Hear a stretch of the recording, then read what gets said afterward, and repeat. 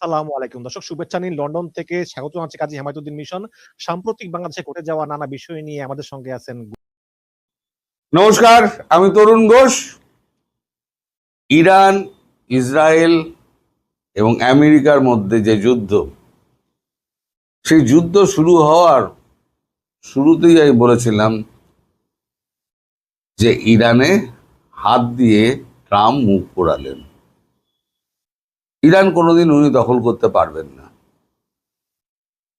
তারপরে লিখলাম বিশ্বকে অস্থির করে ট্রাম্প কেটে পড়বেন। বিশ্ব কিন্তু অলরেডি অস্থির হয়ে গেছে। এখন ট্রাম্প কেটে পড়ার ধান্দা করছেন। তার এতই ব্যস্ততা, তিনি ফ্রান্সে বসে তিনি ম্যাক্রনের সামনে তিনি শৈশাবোধ করলেন 14টা পয়েন্টে। ইরান তো এলো না। ইরান বলল ডিজিটাল সিগনেচার করছি, কিন্তু এটা হচ্ছে চুক্তিটা আমি আলোচনার জন্য সই করছি, এটা কিন্তু কোনো এগ্রিমেন্ট নয়। তবে সেই এগ্রিমেন্টটা নিয়ে আলোচনা হওয়ার জন্য সুইজারল্যান্ডে উপস্থিত হয়েছিলেন জেডি ভান্স এবং ইরানের বিদেশমন্ত্রী আরাগাচি। কারণ আরাগাচি তো উপস্থিত হয়েছেন, আরাগাচি তার সৈন্য লোকজন নিয়ে, বিদেশ দপ্তরের লোকজন নিয়ে উপস্থিত হয়েছেন। জেডি ভান্স উপস্থিত হয়েছেন। কিন্তু বেইজ্জতিটা সব থেকে বেশি হয়েছে এখানে পাকিস্তানের প্রধানমন্ত্রী শেহবাজ শরীফ। তার একটা ভিডিও দেখাবো, আপনারা হাসতে হাসতে মরে যাবেন। তো আগে উপসংহারটা বলে নিন। উপসংহার নয়, ভূমিকা। তো ভূমিকায় হলো কি, যে দেশের এত তারা থাকে, কার তারা থাকে? যার হারবার চান্স তার তো তারা থাকে। ইরানের তো কোনো তারা নেই। জেডি ভান্স মঞ্চে উঠে অপেক্ষা করছেন, দেরিতে পৌঁছালেন কে? আরাগাচি মঞ্চে, যেটা উল্টোটা হওয়ার কথা ছিল। বিশ্বের শক্তিধর রাষ্ট্র শেষ হওয়ার পরে পৌঁছাবে, তার আগে গিয়ে দাঁড়িয়ে থাকবে তার জন্য, কিন্তু হলো উল্টো। এবং তারপরের কথা হলো, সেখানে পাকিস্তান যে মধ্যস্থতা করেছিল, পাকিস্তান রয়ে গেল এক সাইডে, আর আরাগাচি জেডি ভান্সের সঙ্গে একটা হ্যান্ডশেকও করলেন না, এবং পাশাপাশি ছবি তুলতেও অস্বীকার করলেন এবং বললেন যে 12টা পয়েন্ট আমি দিয়েছি, আমরা যে ঠিক করেছি সেখান থেকে আমরা এক পা পেছবো না, এক পা নয়। এবার আপনাদের 12টা পয়েন্ট আগে পড়ে শোনাই যে 12টা পয়েন্ট কি কি আছে, যেটা ইরান দিয়েছিল, যেটা নিয়ে সুইজারল্যান্ডে বসার কথা ছিল। এক হচ্ছে, লেবানন সহ পশ্চিম এশিয়ার সব প্রান্তে দ্রুত পাকাপাকিভাবে যুদ্ধ বন্ধ করতে হবে, সর্বত্র। ইরানের সার্বভৌম ক্ষমতা এবং আভ্যন্তরীণ বিষয়ে নাক গলাবে না আমেরিকা।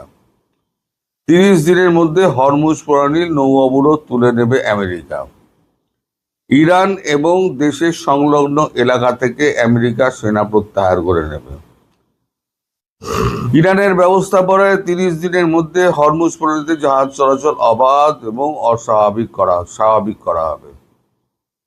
ইরানের তেল এবং জ্বালানি দ্রব্যের ওপরে যাবতীয় বিধিনিষেধ প্রত্যাহার করে নেওয়া হবে। যুদ্ধবিধ্বস্ত ইরানের পুনর্গঠনের জন্য $300 কোটি, মানে 30 বিলিয়ন, বলছিলাম না, $30 বিলিয়ন দেবে আমেরিকা এবং সহযোগী দেশ। ইরানের কর্মসূচি, আচ্ছা, এখানে 300 কোটি 3000 কোটি হবে, এটা 3000 কোটি হবে, মানে 300 বিলিয়ন চেয়েছে, 3000 কোটি হবে, দেবে আমেরিকা এবং সহযোগী দেশ। ইরানের পরমাণু কর্মসূচির বিষয়ে আলোচনার জন্য 60 দিন ধরে আলোচনা করবে দুই দেশ, মানে 60 দিন পরে আলোচনা করার পর তারপরে দুই দেশ এবার সিগনেচার করবে। পরমাণু সংক্রান্ত দুই বিষয়ের আলোচনার সময় আমেরিকা পশ্চিম এশিয়ার অতিরিক্ত কোনো সামরিক বাহিনী মোতায়েন করবে না, ইরানের ওপর নতুন কোনো নিষেধাজ্ঞা আরোপ করবে না। আমেরিকা এবং ইরানের আলোচনা চলার সময় আমেরিকা ইরানের যে সম্পদ বাজেয়াপ্ত করেছে তা ফিরিয়ে দেবে। সমঝোতাপত্রে উল্লিখিত শর্ত মানা হচ্ছে কিনা সেটি দেখতে একটি নজরদারি ব্যবস্থা করা হবে। রাষ্ট্রপুঞ্জের সর্বোচ্চ নীতি নির্ধারক গোষ্ঠী নিরাপত্তা পরিষদের প্রস্তাবনা মেনেই চূড়ান্ত বোঝাপড়া করবে আমেরিকা এবং ইরান। বাজেয়াপ্ত সম্পদ ইরানকে ফিরিয়ে দেওয়ার পর এবং তেহরানের তেল বিক্রির ওপর নিষেধাজ্ঞা প্রত্যাহার পরেই চূড়ান্ত পর্যায়ের আলোচনা হবে।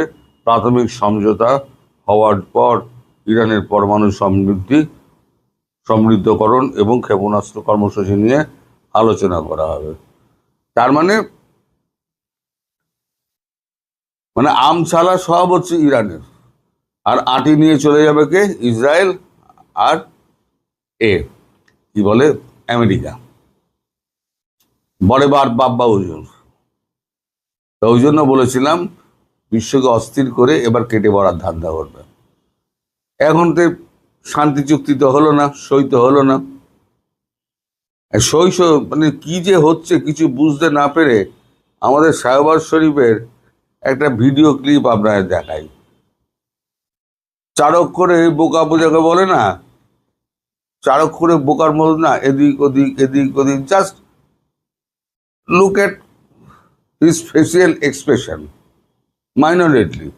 48 সেকেন্ডের মাত্র ভিডিও, ওনার মুখের আপনার এক্সপ্রেশনগুলো দেখবেন, অভিব্যক্তিগুলো যে কি হচ্ছে কিছুই বোঝা যাচ্ছে না। আমি পুরো চারক করে বোকা বনে গেছি। আপনারা সেই ভিডিওটাকে দেখুন, তারপরে আমি আসছি।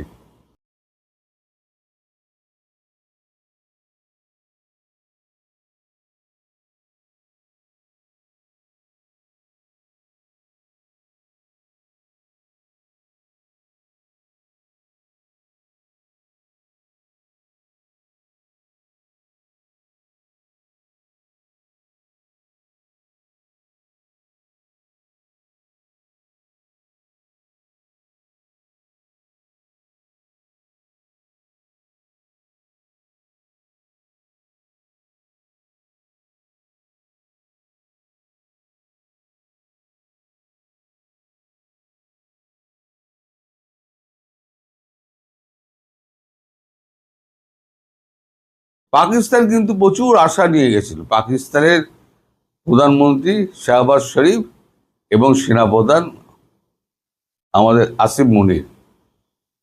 এখানে আসিফ মুনিরের ছবিটা নেই, তিনি অনেকটা দূরে ছিলেন, শুধু তার মুখে অত ফুটে ওঠেনি।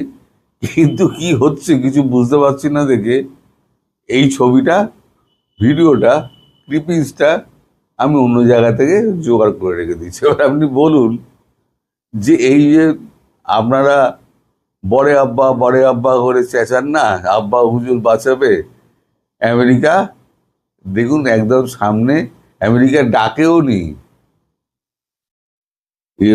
পাকিস্তানের দাবি আমি আর মিলে কি বলে কাতার মিলে আমরা দুজনে এই সমঝোতাপত্রটা আমরা করাচ্ছি, কিন্তু তাদেরকে কোনো দামই দেয়নি। ইরান তো নয়। আর আমি বরাবর বিশ্বাস করেছি ইরানের ওপরে হাত দিলে আমেরিকা কোনো দিন জিততে পারবে না। সেটা আবার প্রতিষ্ঠিত হয়ে গেল। ইরান থেকে পিছু হটতে হচ্ছে, এবং যে 14টা শর্ত আমি বললাম ঘুরিয়ে দেখুন, সেই 14টা শর্তের মধ্যে কোনোটা হচ্ছে আমেরিকার পক্ষে আছে? কোনোটা আমেরিকার পক্ষে নেই, সব হচ্ছে ইরানের পক্ষে। ইরান যা শর্ত দিয়ে 14টা শর্ত সব ইরানের পক্ষে। আমাদের সব কোনো কিছু তোমরা বাধা দিতে পারবে না। লেবাননে আক্রমণ তোমরা করতে পারবে না। তেলের ওপর নিষেধাজ্ঞা তুলতে হবে। আমাদের পরমাণু যা আমাদের কর্মসূচি তাতে বাধা দেওয়া যাবে না। তাহলে কিসের ভিত্তিতে যুদ্ধে নেমেছিলে ভাই? পরমাণু অস্ত্র ধ্বংস করব, এই যুক্তি দেখিয়ে তো পরমাণু ধ্বংস হলো কোথায়? হ্যাঁ, তুমি সুপ্রিম লিডারদের মেরে দিয়েছো, বেশ কিছু ক্ষয়ক্ষতি করেছো, তার জন্য তোমায় $300 বিলিয়ন ওখানে দিতে হবে ফাইন।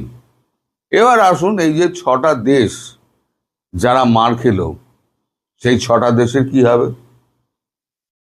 আমেরিকা কিন্তু এর কোনো উত্তর দেয়নি। তাহলে কি এই 6টা দেশের আমেরিকার ওপরে কি আস্থা বাড়বে? অবশ্যই বাড়বে না। ইতিমধ্যেই ইউএই এবং সৌদি আরব দুজনেই ভারতের সঙ্গে কথা বলেছে তাদের সামরিক সহায়তা দেওয়ার জন্য। এই চুক্তিটা খুব শিগগিরই হবে। এরপর দেখবেন কাতার আসবে, বাহারিন আসবে, সব এক এক করে চলে আসবে। আর তেলের ক্যাপ যেটা, কারণ এই শক্তিগুলো, এই 6টা শক্তি কখনোই চায় না যে ইরান এবং রাশিয়ার ওপরে স্যাংশনটা আমেরিকা তুলে নিক, কারণ তারা একচেটিয়া দামে তেল বিক্রি করছে। এখন ইরানের ওপরে যদি স্যাংশনটা তুলে নেয় তাহলে কি হবে? ইরান সস্তায় তেল দেবে সারা পৃথিবীকে। তাহলে অর্থনীতির ওপরে এই 6টা দেশের যে দাদাগিরি, সেটা চাপা পড়ে যাবে, থাকবে না, কঠিন অবস্থা তৈরি হবে। তাই এরাও চাইবে না আমেরিকা ওই চুক্তি সই করুক। এদিকে নিজের দেশের অবস্থাও খারাপ। নিজের দেশ তো একটা লটঘট পাকিয়ে গেছে, এত এত বেড়েছে। তেলের শোধনাগারগুলো, কাতারের তৈল শোধনাগার তো পুরো মাটিতে মিশিয়ে দিয়েছে। তৈরি করতে গেলে ইন্ডিয়ান এক্সপার্টরা গেছিল, ইন্ডিয়ান অয়েলের এক্সপার্টরা গেছিল, গিয়ে বলে এসছে 4 বছর সময় লাগবে। যে ক্ষতি হয়েছে 4 বছর। তাহলে এই ক্ষতিপূরণ কে দেবে? ট্রাম্পবাবু দেবেন? ফলে আমি যেটা বলেছিলাম 3 মাস আগে, আবার দিচ্ছে এখানে 3 মাস আগে আমি যেটা বলেছিলাম সেটা দেখুন সত্যি হলো কিনা। সারা বিশ্বকে অস্থির করে ট্রাম্পবাবু এখন কেটে পড়ার রাস্তা খুঁজছেন। তার জন্য ভারতকে ধরেছেন যে কোনোভাবে চুক্তিটা করো, তোমার যা চাই আমি তাই দেব, তোমার সঙ্গে কোনো ঝগড়া করব না, আমাদের আর আড়াআড়ি হবে না, আমরা গলায় গলায় বন্ধু, কি করতে হবে বলো, শুধু হুজুরটা বলা বাকি আছে। মোদিজিও জল মেপে খেলছেন।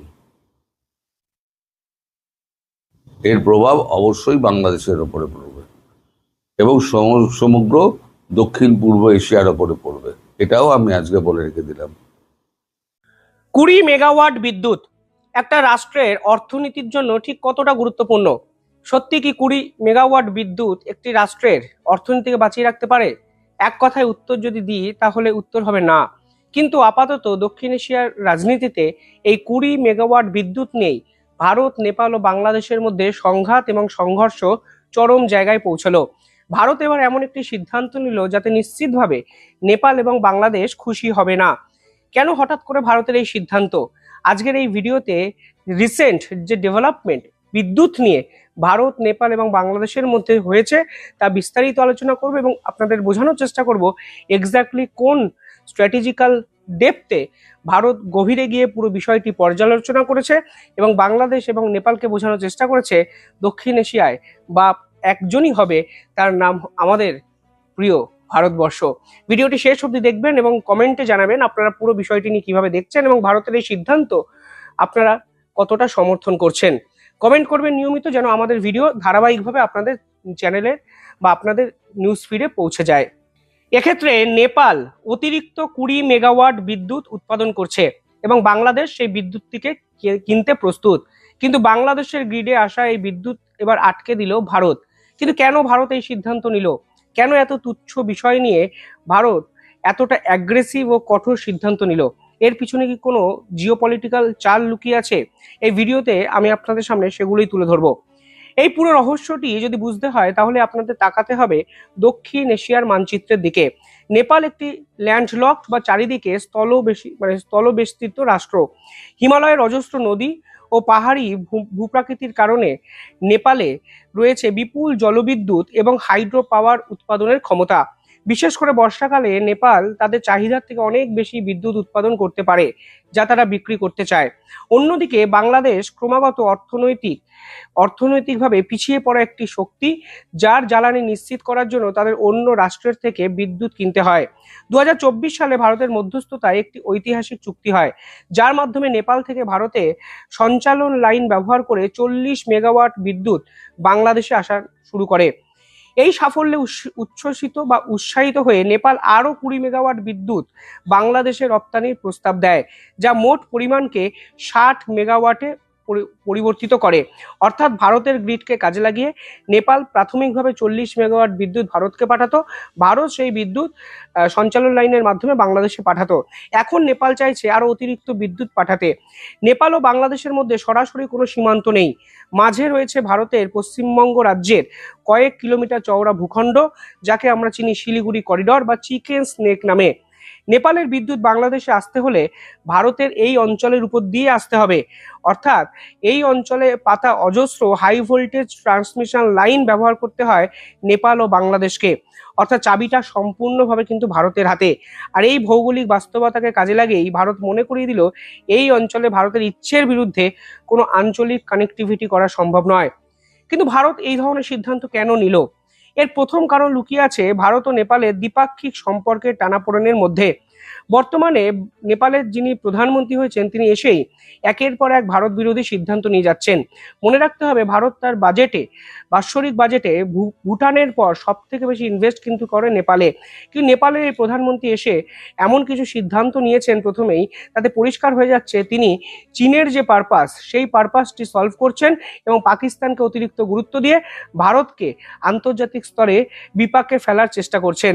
ফলে এখানে দাঁড়িয়ে বিশেষ করে কালাপানি, লিপুলেক এবং লিম্পাধুয়ার মতো বিতর্কিত অঞ্চলগুলোকেও নিজেদের যখন মানচিত্রে নেপাল দেখিয়ে দেয়, তখন ভারত কিন্তু মানে উঠে পড়ে লেগে যায় যে নেপালের এই বারবারন্ত ভারতকে শেষ করতে হবে। অর্থাৎ সীমান্তের কিছু নির্দিষ্ট অংশকে নেপাল তাদের অংশ বলেও দাবি করে অফিসিয়াল একটি মানচিত্র প্রকাশ করে দিয়েছিল, যা কোনো অবস্থাতেই ভারতের মেনে নেওয়া সম্ভব হয়নি। এই প্রেক্ষাপটে দাঁড়িয়ে কাঠমান্ডুকে ভারত সরাসরি বার্তা দিতে চাইছে যে আপনারা যদি দ্বিপাক্ষিক সম্পর্কের ক্ষেত্রে ভারতের সংবেদনশীলতাকে তোয়াক্কা না করেন, তাহলে ভারতও আপনাদের অর্থনৈতিক স্বার্থের সুরক্ষায় বাড়তি কোনো ছাড় দেবে না। বিদ্যুৎ রপ্তানি নেপালের অর্থনীতির জন্য একটি বড় আয়ের উৎস, আর সেই আয়ের পথটি ভারতের অনুমোদনের উপর নির্ভরশীল। এই 20 মেগাওয়াট আটকে ভারত ঠিক সেটাই প্রমাণ করলো। যদি ভারতকে পাশে চান, তাহলে ভারতের সেন্টিমেন্টকেও গুরুত্ব দিতে হবে।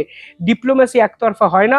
ডিপ্লোম্যাটিক চ্যানেল যদি এইভাবে কোলাপস করে, তাহলে আপনাদের ইকোনমিক্যাল সিনারিও যে সম্পূর্ণ ধসিয়ে দেওয়ার ক্ষমতা ভারতের আছে, তা কিন্তু ভারত স্পষ্ট বুঝিয়ে দিল। মুদ্রার অপর পিঠে রয়েছে বাংলাদেশ।